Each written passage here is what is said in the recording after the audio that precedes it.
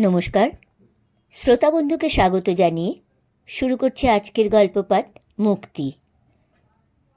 লিখেছেন বিভূতিভূষণ বন্দ্যোপাধ্যায়।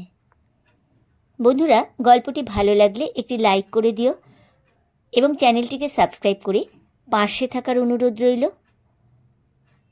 তো চলো শুরু করা যাক আজকের গল্প মুক্তি। ওর ভালো নাম বোধহয় ছিল নিস্তারিণী। ওর যৌবন বয়সে গ্রামের মধ্যে অমন সুন্দরী বউ ব্রাহ্মণপাড়ার মধ্যেও ছিল না। ওরা জাতে যুগী। হরিনাথ ছিল ওর স্বামীর নাম। ভদ্রলোকের পাড়ায় ডাকনাম ছিল হরিযুগী। নিস্তারিণীর স্বামী হরিযুগীর গ্রামের উত্তর মাঠে কলাবাগান ছিল বড়।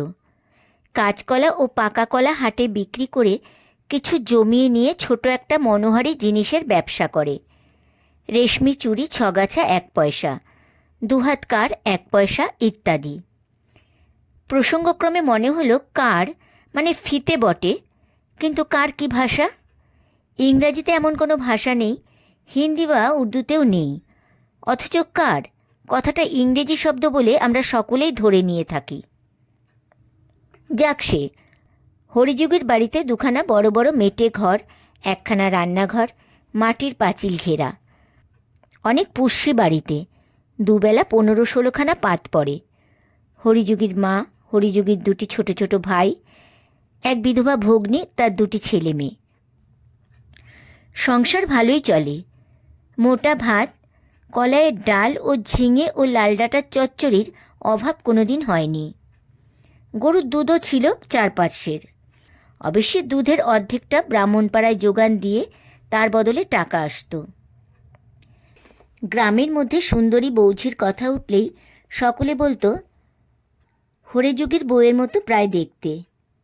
গ্রামের নারী সৌন্দর্যের মাপকাঠি ছিল নিস্তারিণী। গেরস্থ ঘরের বউ স্নান করে ভিজে কাপড়ে ঘরা কাকে নিয়ে যখন সে গাঙের ঘাট থেকে ফিরত, তখন তার উদ্দাম যৌবনের সৌন্দর্য অনেক প্রবীণের মুন্ডু ঘুরিয়ে দিত। এ গ্রামে একটা প্রবাদ আছে অনেক দিনের। তুলসী দারোগা নদীর ঘাটের পথ ধরে নীলকুঠির ওদিক থেকে ঘোড়া করে ফিরবার সময়ে তুত বটের ছায়ায় প্রস্তুত তুতফুলের মাদকতায় সুবাসের মধ্যে এই সিক্ত বসনা গৌরাঙ্গী বধূকে ঘোড়া কাকে যেতে দেখল। বসন্তের শেষ, ঈষৎ গরম পড়েছে, নতুবা তুতফুল সুবাস ছাড়বে কেন? তুলসী দারোগা ছিল অত্যন্ত দুর্ধর্ষ জাহাবাজ দারোগা। হয়কে নয় করবার এমন ওস্তাদ আর ছিল না। চরিত্র হিসেবেও নিষ্কলঙ্ক ছিল এমন মনে করবার কোনো কারণ নেই। তুলসী দারোগার নামে এ অঞ্চলে বাঘে গরুতে এক ঘাটে জল খেত। তার সুনজরে একবার যিনি পড়বেন, তার হঠাৎ উদ্ধারের উপায় ছিল না। এহেন তুলসী দারোগা হঠাৎ উন্মাদনা হয়ে পড়ল সুন্দরী গ্রাম্যবধূকে নির্জন নদী তীরের পথে দেখে। বধূটিকে সন্ধান করবার লোকও লাগালে। হরিযুগীকে 2-3 বার থানায় যেতে হলো দারোগার সঙ্গে সাক্ষাৎ করতে, কিন্তু নিস্তারিণী ছিল অন্য চরিত্রের মেয়ে। শোনা যায় তুলসী দারোগার পাঠানো বৃন্দাবনী শাড়ি সে পা দিয়ে ছুঁড়ে ফেলে বলেছিল তাদের কলাবাগানের কল্যাণে অমন শাড়ি সে অনেক পরতে পারবে। জাতমান খুইয়ে বৃন্দাবনী কেন, বেনারসি পরবার শকত আর নেই। এই ঘটনার কিছুদিন পরে তুলসী দারোগা এখান থেকে বদলি হয়ে চলে যায়।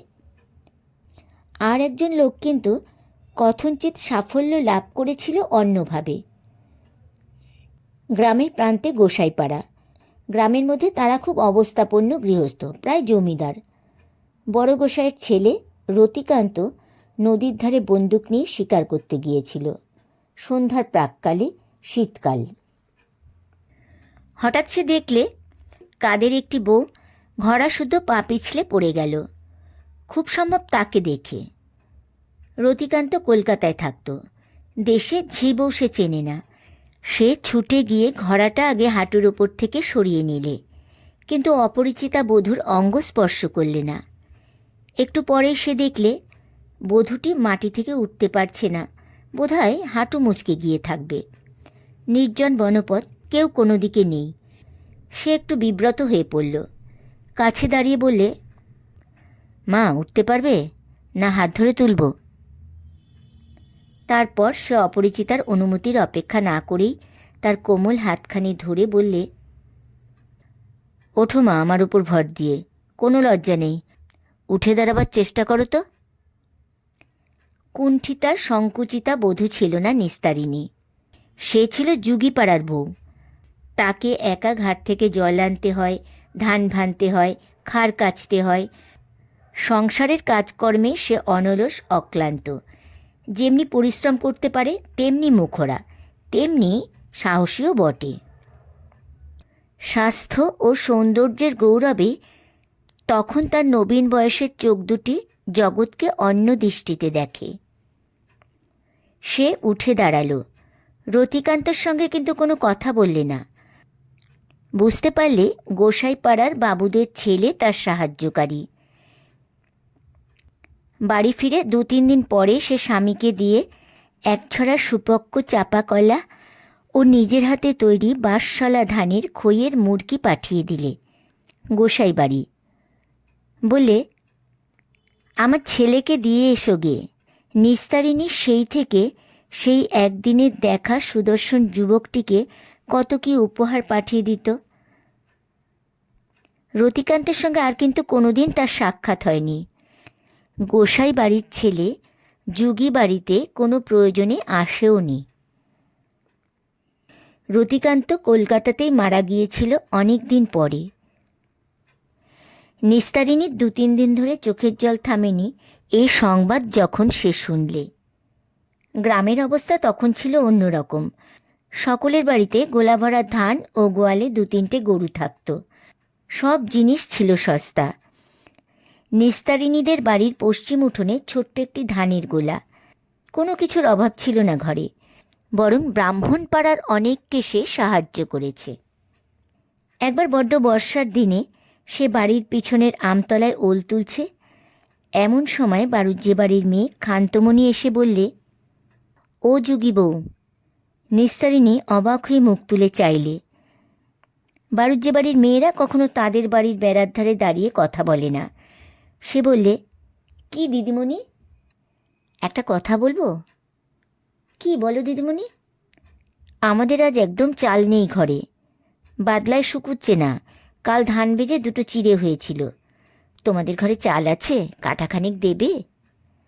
নিস্তারিণী এদিক ওদিক চেয়ে দেখলে তার খান্ডার শাশুড়ি কোনো দিকে আছে কি না। পরে বললে, দাঁড়াও দিদিমণি, দেবানি চাল ঘরে আছে। শাশুড়িকে লুকিয়ে দিতে হবে, দেখতে পেলে বড্ড বকবে আমায়। তা বকুকে, তা বলে বামুনের মেয়ে বাড়ি থেকে ফিরিয়ে দেব? আর একবার বাড়ুজ্যে বাড়ির বউ তার বৃদ্ধা শাশুড়িকে ঝগড়া করে বাড়ি থেকে তাড়িয়ে দিয়েছিল। সে বউ ছিল গ্রামের মধ্যে নামডাকওয়ালা খান্ডার বউ। শাশুড়ির সঙ্গে প্রায়ই ঝগড়া বাধ্য। কেরোসিনের টেমি ধরিয়ে শাশুড়ির মুখ পুড়িয়ে দিয়েছিল। পাড়ার কেউ ভয়ে বৃদ্ধাকে স্থান দিতে পারেনি।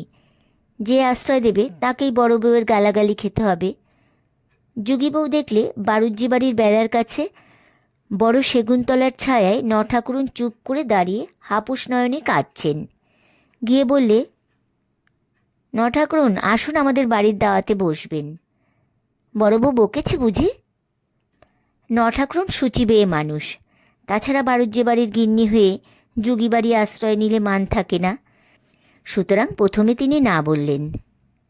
না বউ, তুমি যাও। আমার কপালে যখন চিরদিনের, তখন একদিন বাড়িতে ঠাঁই দিয়ে আমার কি করবে? নগের বউ যেদিন চটকাতলায় চিতে শোবে সেদিনটি ছাড়া আমার শান্তি হবে না মা। ওই কালনাগিনী যেদিন আমার নগের ঘাড়ে চেপেছে। নিস্তারিণী ভয়ে ভয়ে বললে, চুপ করুন নগিন্নি, বউ শুনতে পেলে আমার তস্তক রক্ষে রাখবে না। আসুন আপনি আমার বাড়িতে, এইখানে দাঁড়িয়ে কষ্ট পাবেন কেন মিছে? নগিন্নিকে বাড়ি নিয়ে গিয়ে সে নিজের হাতে তার পা ধুইয়ে দিয়ে পিঁড়ি পেতে দাওয়ায় বসালে। কিছু খেতে দেওয়ার খুব ইচ্ছে থাকলেও সে বুঝলে বড় ঘরের গিন্নি ঠাকুরুন এ বাড়িতে কোনো কিছু খাবে না, খেতে বলাও ঠিক হবে না। সে ভাগ্য সে করেনি। অনেক রাত্রে গিন্নির বড় ছেলে নগেন খুঁজতে খুঁজতে এসে যখন মায়ের হাত ধরে নিয়ে গেল, তখন নিস্তারিণী অনেক অনুনয় বিনয় করে বড় একছড়া মর্তমান কলা তাকে দিয়ে বললে, নিয়ে যান দয়া করে, আর তো কিছু নেই, কলা বাগান আছে, কলা ছাড়া মানুষকে হাতে করে আর কিছু দিতে পারি নে। তার স্বামী সেবার রামসাগরের চড়কের মেলায় মনোহারী জিনিস বিক্রি করতে গেল। যাবার সময় নিস্তারিণী বললে, ওগো, আমার জন্য কি আনবা? কী নেবা বলো? ফুলন শাড়ি আনবো? না, শোনো, ওসব না, একরকম আলতা উঠেছে, আজ মজুমদার বাড়ি দেখে এলাম। কলকাতা থেকে এনেছে মজুমদার মশাইয়ের ছেলে, শিশিনিতে থাকে। কি একটা নাম বললে, ভুলে গিয়েছি। শিশিনিতে থাকে? হ্যাঁ গো, সে বড় মজা, কাঠির আগায় তুলো দেওয়া, তাতে করে মাখতে হয়। ভালো কথা, তরল আলতা, তরল আলতা। কত দাম? 10 পয়সা। হ্যাঁ গা, আনবে এক শিশিনি আমার জন্যে? দেখবো এখন, গোটা 5 টাকা যদি খেয়ে দিয়ে মুনাফা রাখতে পারি, তবে এক শিশিনি ওই যে কি আলতা তোর জন্যে ঠিক এনে দেব। এইভাবে গ্রামের ব্রাহ্মণপাড়ার সাথে টেক্কা দিয়ে নিস্তারিণী প্রসাধন দ্রব্য ক্রয় করেছে। তাদের পাড়ার মধ্যে সেই সর্বপ্রথম তরলালতা পায়ে দেয়। শূদ্র পাড়ার মধ্যে ও জিনিস একেবারে নতুন, কখনো কেউ দেখেনি। আলতা পরবার সময় যে দেখত সেই অবাক হয়ে থাকত। হাজরি বুড়ি মাছ বেচতে এসেছে একদিন, সে অবাক হয়ে বললে, হ্যাঁ বড় বউ, ও শিশিনিতে কি মাখছো পায়ে? নিস্তারিণী সুন্দর পা দুখানি ছড়িয়ে আলতা পরতে বসেছিল। একগাল হেসে বললে, এ আলতা দিদিমা, একে বলে তরল আলতা। ও মা, পাতা আলতাই তো দেখে এসেছি চিরকাল, শিশিনিতে আলতা থাকে কখনো শুনিনি। কালে কালে কতই দেখলাম, কিন্তু বড় চমৎকার মানিয়েছে তোমার পায়ে বউ। এমনি টুকটুকে রং যেন জগদ্ধাত্রী পীর্তিমের মতো দেখাচ্ছে। এসব 30-35 বছর আগেকার কথা।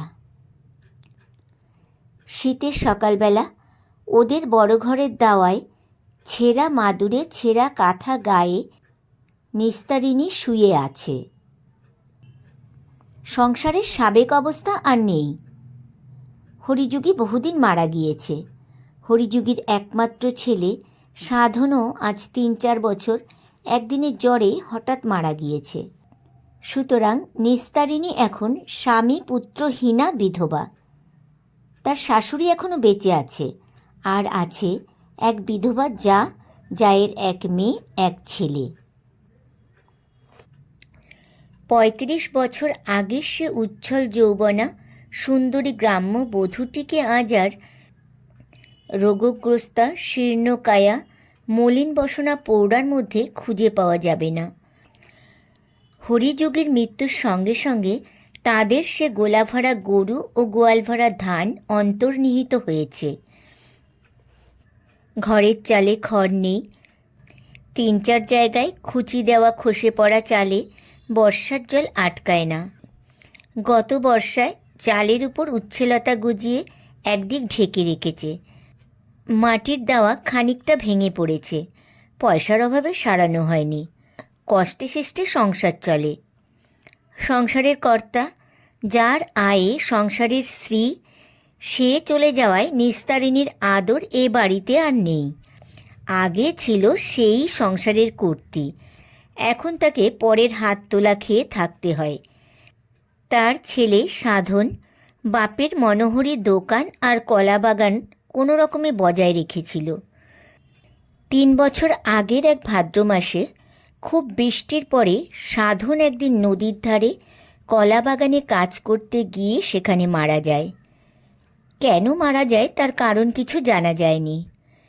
সন্ধ্যা পর্যন্ত সাধন ফিরল না দেখে তার ঠাকুমা নাতিকে খুঁজতে বার হচ্ছে, এমন সময় বেলেডাঙার 2 মুসলমান পথিক এসে খবর দিলে সাধন মুখ গুজরে কলা বাগানের ধারে পথে কাদার উপর পড়ে আছে।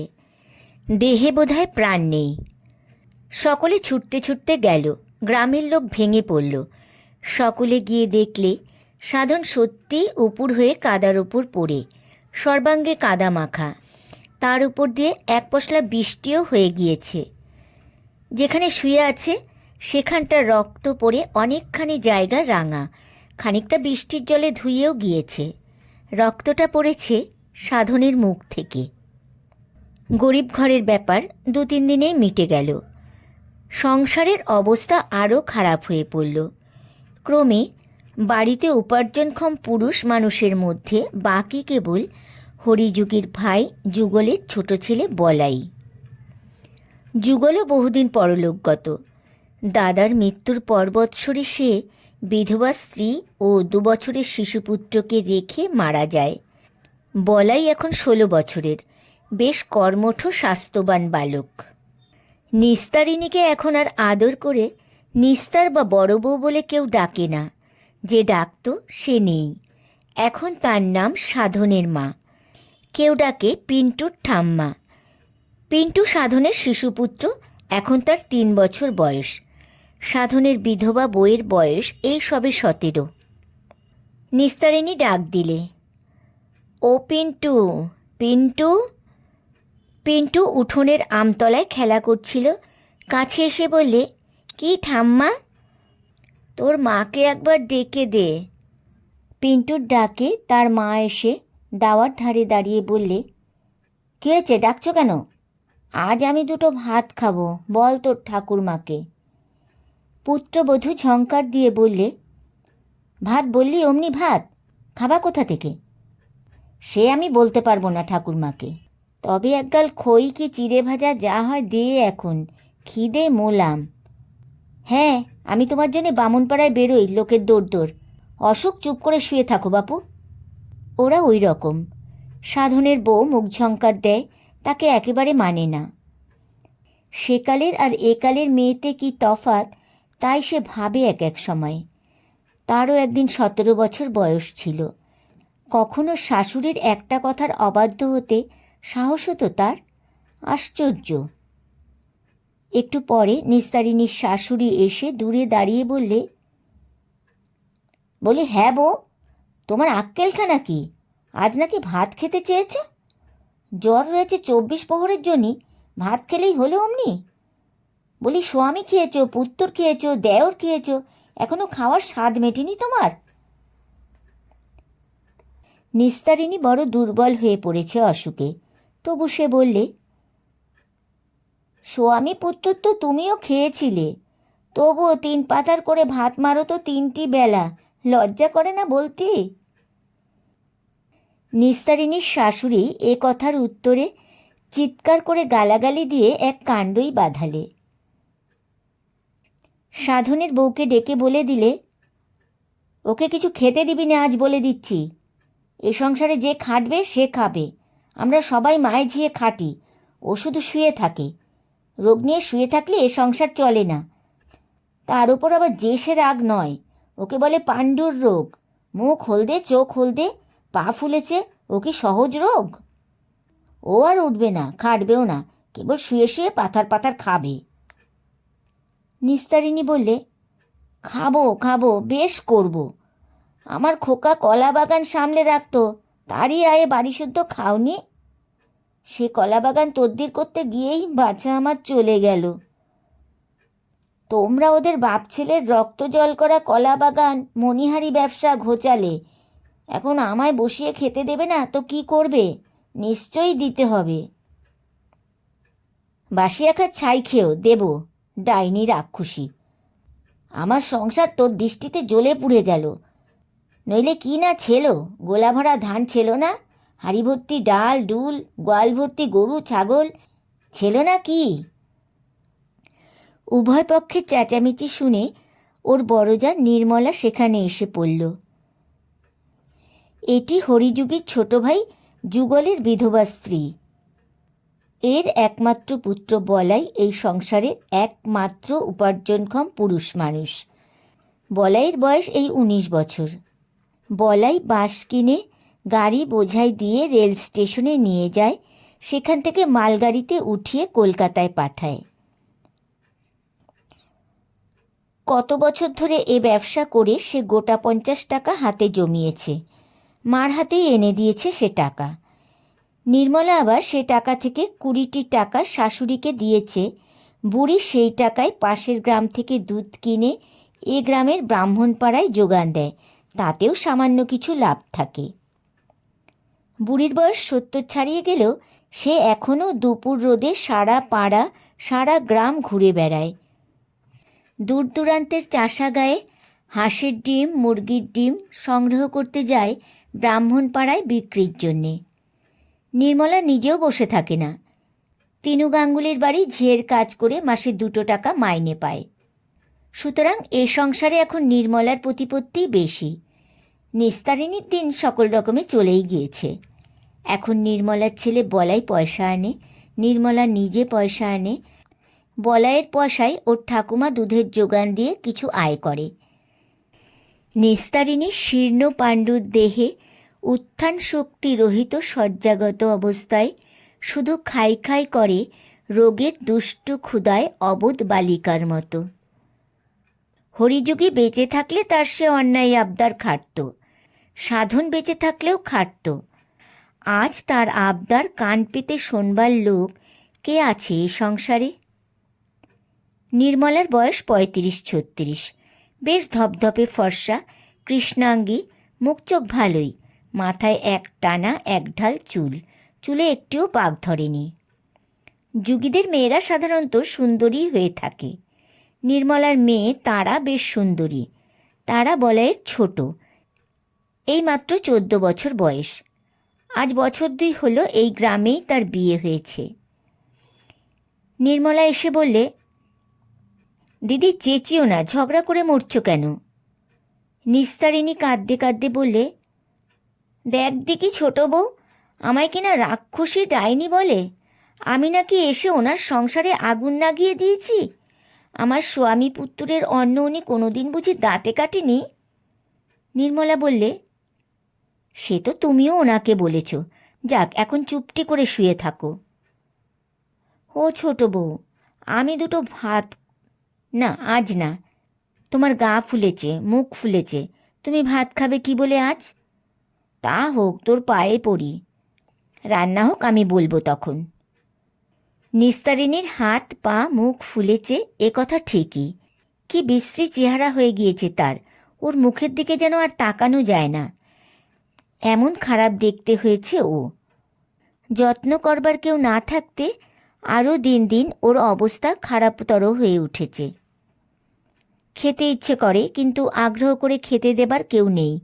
রোগীর পথ্য তো দূরের কথা, 2 ভাত তাই কেউ দেয় না। ক্ষুধার জ্বালা সহ্য করতে না পেরে বেলা 10টা আন্দাজ সময়ে সে নাতিকে ডেকে চুপি চুপি বললে, পিন্টু, 2 পেয়ারা আনতে পারিস? পিন্টুর মা ছেলেকে বললে, খবরদার, যাবি নে বুড়ির কাছে, ওর পাণ্ডুর রোগ হয়েছে, ছোঁয়াচে রোগ। ছেলে খেয়ে বসে আছে ডাইনি, আবার নাতিকে খাবার জোগাড় করছে। ঠ্যাং ভেঙে দেবো যদি ওর কাছে যাবি। বেলা দুপুরের পরে সে ভীষণ জ্বরে বিকেল পর্যন্ত অঘোরে বেহুশ হয়ে পড়ে রইল। কখন যে এবাড়ির লোক খাওয়া দাওয়া করেছে তা সে কিছুই জানে না। যখন তার খানিকটা জ্ঞান হলো, তখন ভাদ্র মাসের রোদ প্রায় রাঙা হয়ে উঠোনের আম গাছটা বাঁশঝাড়গুলোর আগায় উঠে গিয়েছে। মুখের কাঁথাটা খুলে দিয়েই ও চিচি করে প্রথমে ডাকলে, ও পিন্টু, পিন্টু। পিন্টু কোথা থেকে ছুটে এসে বললে, কি ঠাম্মা, আমার জন্যে সেই পেয়ারা আনলি? না ঠাম্মা, আনিস নি? ছেলে মানুষ ভুলে গিয়েছিস, বস এখানে। কিন্তু পিন্টু বসতে ভরসা পায় না, মা দেখতে পেলে মার খেতে হবে। সে আনমনে খেলা করতে করতে অন্যদিকে চলে গেল। একটু পরে নিস্তারিণী আবার ডাকলে, ও ছোট বউ, ছোট বউ। কেউ উত্তর দিল না, কারণ এ সময় বাড়িতে কেউ থাকে না। আরও 2বার ডাক দিয়ে নিস্তারিণী অবসন্ন হয়ে পড়ল। তার বেশি চেঁচামেচি করবার ক্ষমতা নেই। বেশ খানিকক্ষণ পরে নির্মলার মেয়ে তারা এসে বললে, হ্যাঁ জ্যাঠাইমা, ডাকছিলে? নিস্তারিণী চিচি করতে করতে বললে, কাতরে কাতরে মরে গেলাম, তা যদি তোমাদের একজনও উত্তর দেবে। একজন এমন রুগী বাড়িতে রয়েছে, বস এখানে একটু।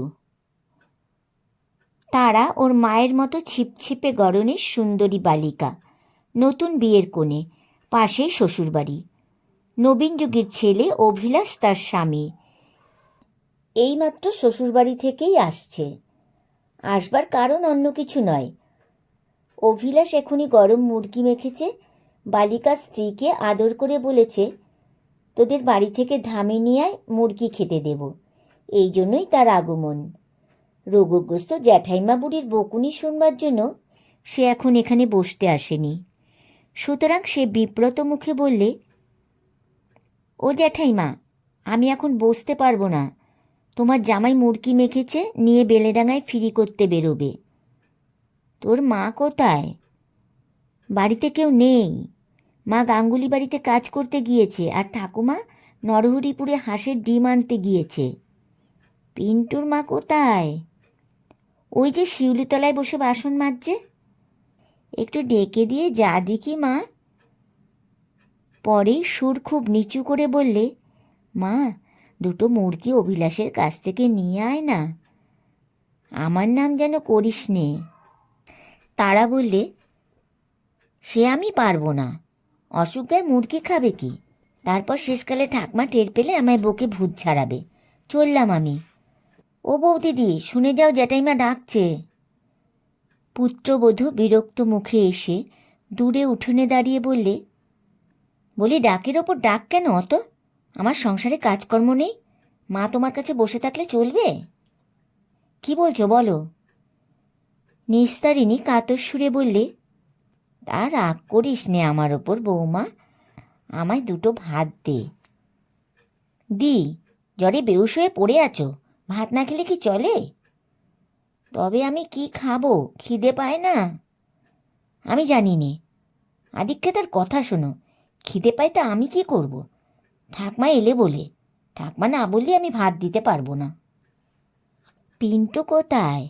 একটু ডেকে দে আমার কাছে, বড্ড ইচ্ছে করে দেখতি। পুত্রবধূ ঝঙ্কার দিয়ে বলে উঠল, অত সোহাগে কাজ নেই, ছেলের মাথা খেয়ে বসে আছে, এখন নাতিটি বাকি। নিস্তারিণী মিনতির সুরে বললে, অমন করে বলতে নেই বৌমা, তা দে ডেকে, কিচ্ছু হবে না, দে একবার ডেকে। পুত্রবধূ হাত পা নেড়ে বললে, না না, হবে না, তোমার পাণ্ডুর রোগ হয়েছে, বিশ্রী রোগ, ছোঁয়াচে। আমি ছেলে পাঠাতে পারবো না তোমার কাছে, গেলিয়ে আমারই যাবে, তোমার কি? কথা শেষ করেই মুখ ঘুরিয়ে পুত্রবধূ চলে গেল। নিস্তারিণীর দুই চোখ দিয়ে ঝরঝর করে জল গড়িয়ে পড়ে ছেঁড়া ময়লা তেলচিটে বালিশটা ভিজিয়ে দিলে। এমন কথাও লোককে লোকে বলে, তাও নিজের পুত্রবধূ। সাধনের নাম রেখেছে ওই ধুলোগুঁড়োটুকু, ওই অবোধ শিশু। মা সাধ্বে কালী তার মঙ্গল করুন। সে না তার ঠাকুমা? বৌমা বলে কি না গেলে তারই যাবে। সন্ধ্যার কিছু পূর্বে নির্মলা বামুনবাড়ির কাজকর্ম সেরে ফিরে এলো। বড়জয়ের কাছে গিয়ে বললে, কেমন আছো দিদি? দেখি গা দেখি। নিস্তারিণী না ঘুম না জ্বরে আচ্ছন্ন মতো হয়ে পড়েছিল। কপালে ঠান্ডা হাতের স্পর্শ পেয়ে জেগে উঠে বললে, কে? ছোট বউ? তুই আবার আমায় ছুলি কেন? তোর পাছে পাণ্ডুর রোগ হয়? আজ আমায় বৌমা বলেছে। হ্যাঁ ছোট বউ, সাধনের ছেলে আমার কেউ নয়? বলতো তুই। নিস্তারিণী নিঃশব্দে কাঁদতে লাগলো। নির্মলা বললে, চুপ করো দিদি, এই সব কথা আমি জানি, এখন কি খাবে তাই বলো। নিস্তারিণী মিনতির সুরে বললে, দুটো ভাত। না, আমায় বকিও না, সারাদিন কাজ করে দুঃখ ধান্দা করে এলাম, দুটো মুড়ি নিয়ে এসেছি। শোন ছোট বউ, অভিলাষ আজ গরম মুরগি মেখেছে, তারা বলে গেল। না না, ওসব হবে না, গুড়ের মুরগি জ্বর হলে খায় না। দুটো তেল নুন দিয়ে মুড়ি মেখে দিয়ে খেয়ে এক ঘটি জল খেয়ে আজ রাত্রির মতো পড়ে থাকো। শুনেছ কাণ্ড? বাজারে নাকি চালের পালি 1.5 টাকা, ভাত আর খাতেই হবে না।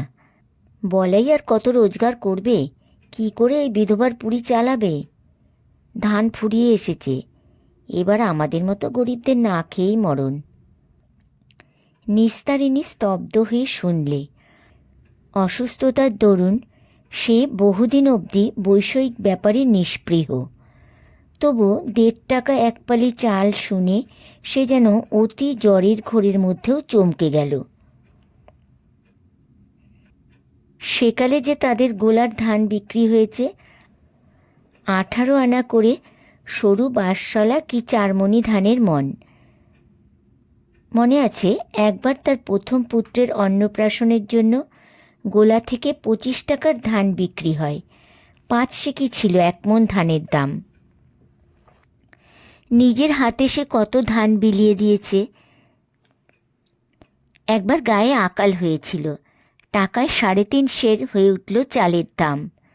বামুনপাড়ার মেজগিন্নি একদিন তাকে বাড়িতে ডেকে বললে, বউ, তোমায় একটা কথা বলি। খাওয়া দাওয়ায় বড্ড কষ্ট, 2 মণ ধান আমাকে ধার দিতে হবে।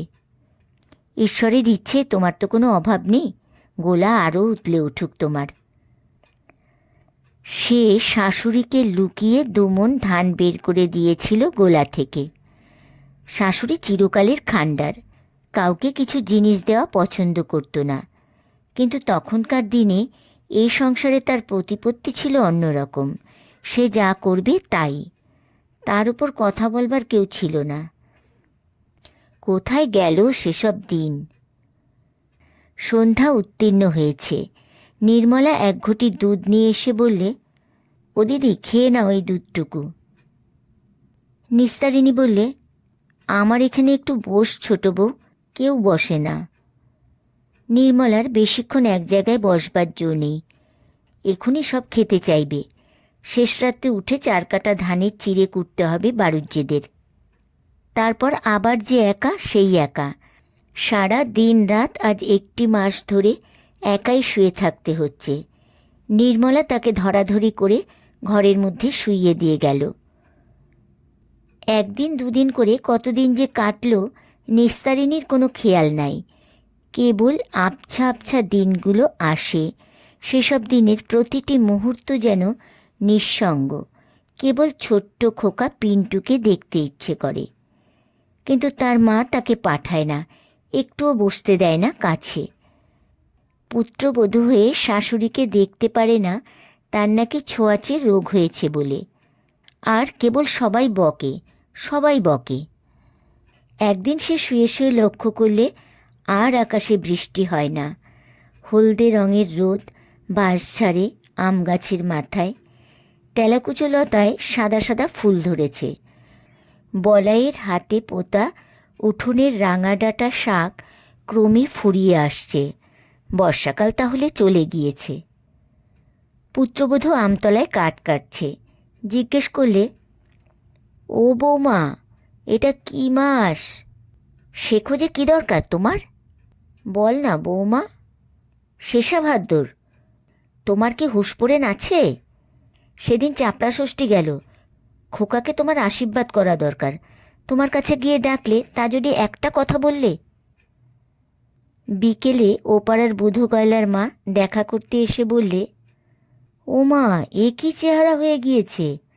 আহা, কতদিন হয়েছে আসিনি। বলি, শুনছি বড্ড অসুখ, একবার দেখে আসি। উদ্রি হয়েছে বুঝি? পেট যে ফুলেছে বড্ড। সোনার পিত্তিমে চেহারা ছিল বৌমার। আমি তো আজকের লোক নই। যখন হরি প্রথম বিয়ে করে এলো ওই আমতলায় দুধে আলতার পিঁড়িতে দাঁড়ালো, বেশ মনে আছে। রূপে একেবারে ঝলক দিয়ে গেল যেন। সে চেহারার আর কিছু নেই। এমন নক্ষী বউ, আহা, তার এত কষ্ট ছিল অধ্যেষ্টে। নিস্তারিণী যেন সব বিষয়ে নিষ্পৃহ উদাসী হয়ে পড়েছে। এসব কথা শুনে যায় বটে, কিন্তু কার বিষয়ে কে যেন কথা বলছে। সেকালে সে বড় বউ তো কোন কালে মরে হেজে গিয়েছে। পান্তা ভাত কতকাল খায়নি, কেউ দেয় না, দেখাই করে না এসে। সন্ধ্যের পরে নির্মলা এসে একটু কাছে বসে, বলে, ও দিদি, ও দিদি, তোমার জন্য একটা জিনিস এনেছি মনিব বাড়ি থেকে। নিস্তারিণী ব্যগ্রভাবে বলে, কি কি? চুপ করো, দুটো তালের বড়া। গিন্নি ভাবছে তা আমাকে খেতে দিলে। গতকাল খাইনি, দে। নির্মলা বেশিক্ষণ বসতে পারে না। রান্নাঘরে খই ভেজে দিতে হবে জামাই অভিলাষকে। তারা এসে বলে গিয়েছে কাল মুরগি মাখবে সকালবেলা। সে মুরগির ব্যবসা করে, কিন্তু খই ভাজা কাজটা মেয়ে মানুষের, পুরুষের নয়। ওটা শাশুড়ির বিনা সাহায্যে সম্পূর্ণ হয় না। রান্নাঘরে যেতে সাধনের বউ বললে, কাকিমার বুড়ির কাছে রোজ বসা চাই। অমন ফুলে ঢোল হয়ে উঠেছে, পাপ দেহ তাই কষ্ট পাচ্ছে, নইলে মরে যেত কোনকালে। নির্মলা ধমক দিয়ে বললে, অমন বলিস নে বৌমা, মুখে পোকা পড়বে। সতীলক্ষ্মী মেয়ের নামে কিছু বলো না। তোর আপন শাশুড়ি না? তুই ওসব কথা মুখে বের করিস কি করে? আজই না হয় অমন হয়ে গিয়েছে, ও যে কি ছিল আমি সব দেখেছি। এই সংসারে যা কিছু ঝক্কি চিরকাল ওই পুইয়েছে। দেওরদের মানুষ করা, বিয়ে থাওয়া দেওয়া। ও না থাকলে সংসার টিকত না। আজ না হয় ওর। সাধনের বউ ঠোঁট উল্টে বললে, হোকগে যাক বাপু, ও নিজের ছেলে খেয়েছে, ওর ওপর আমার এতটুকু ছেদ্দা নেই, যতই বলো। ও খেয়েছে কি বলিস বৌমা? ও ছেলে খেয়েছে? যাবার অদ্দেষ্টে যায় চলে, কার দোষ দেব? তাহলে তো তোকেও বলতে পারি তুই সোয়ামী খেয়েছিস। এই কথার উত্তরে খুড়শাশুড়ি ও বউয়ে তুমুল ঝগড়া বেঁধে উঠল। আশ্বিন মাসের মাঝামাঝি, পুজো প্রায় এসে পড়েছে। নিস্তারিণী একেবারে উত্থান শক্তিহীন হয়ে পড়েছে। দিনের অর্ধেক সময় তার জ্ঞান থাকে না। এক একবার চেতনা সজাগ হয়ে ওঠে, তখন কেবল এদিক ওদিক চেয়ে নাতিকে খোঁজে, নির্মলাকে খোঁজে। ওর মলিন বিছানা ও সারা দেহে কেমন একটা দুর্গন্ধ বলে আজকাল কেউ কাছে আসতে চায় না। কেবল খাওয়ার সময় কোনোদিন নির্মলা, কোনোদিন বা সাধনের বউ দুটি ভাত দিয়ে যায়। সেদিনও চোখ মেলে ভাত খাবার চেষ্টা করলে, কিন্তু পারলে না। অনেকক্ষণ পরে পুত্রবধূ বললে, ভাত খাওনি যে, খাইয়ে দেব? নিস্তারিণী অবাক হয়ে গেল, অসুখের ঘোরের মধ্যেও। বললে, তাই দে বৌমা। সাধনের বউ ভাত দুটি খাইয়ে এঁঠো থালা নিয়ে চলে গেল। একটু পরে নির্মলা বাড়ি এলো। রোগীকে দেখতে গিয়ে ওর মনে হলো অবস্থা ভালো নয়। আপন মনে বললে, ঠাকুর, ওকে মুক্তি দাও, বড্ড কষ্ট পাচ্ছে। প্রতিদিন সন্ধ্যায় যেমন নিস্তারিণীর জ্ঞান হয়, আজও তেমনি হলো। যাকে অবোধ বালিকার মতো আবদার সুরে বললে, দুটো পান্তা ভাত আর ইলিশ মাছ ভাজা খাবো। নির্মলা 2-3 দিন চেষ্টার পরে অতি কষ্টে এই যুদ্ধের বাজারে ইলিশ মাছ জুটিয়ে এনেছিল, কিন্তু যাকে খেতে দিতে পারেনি। নিস্তারিণীর অবস্থা ক্রমেই খারাপের দিকে ঝুঁকল পরদিন দুপুর থেকে। সে অসুখের ঘোরে কোন বিস্তৃত পথ বেয়ে ফিরে গেল তার যৌবন দিনের দেশে। বাড়ুজ্যেদের নগিন্নি যেন এসে হেসে হেসে বলছেন, আমায় আজ 2 কাটা চাল ধার দিতে হবে বউ। বৌমা তাড়িয়ে দিয়েছে বাড়ি থেকে, তুমি না দিলে দাঁড়াবো কোথায়? যেসব লোক কতকাল আগে চলে গিয়েছে, তারা যেন এসে দিন রাত ওর বিছানার চারিপাশে ওকে ঘিরে ভিড় করছে। বহুদিন পূর্বের শরৎ অপরাহ্নের মতো হাট থেকে ফিরে ওর স্বামী যেন হাসি মুখে বলছে, ও বড় বউ, কলা বিক্রির দরুন টাকাগুলো এই নাও, তুলে রেখে দাও। আর এই ইলিশ মাছটা ভারী সস্তা আজ হাটে। ওর সব দুঃখ, সব অপমান অনাদরের দিনের হঠাৎ আজ এমন অপ্রত্যাশিত অবসান হলো কিভাবে? নিস্তারিণী অবাক হয়ে যায়, বুঝতে পারে না কোনটা স্বপ্ন কোনটা সত্য। সে একগাল হেসে স্বামীর হাত থেকে ইলিশ মাছটা নেবার জন্যে হাত বাড়ায়। নির্মলা চোখ মুছতে মুছতে বলে, সতীলক্ষ্মী স্বর্গে চলে গেল, বোমা পায়ের ধুলো নিয়ে। তারপর সে নিজেও ঝুঁকে পড়ে মাতৃসমা বড় জায়ের পায়ে হাত ঠেকায়। তারপর সে নিজেও ঝুঁকে পড়ে মাতৃসমা বড়জায়ের পায়ে হাত ঠেকায়।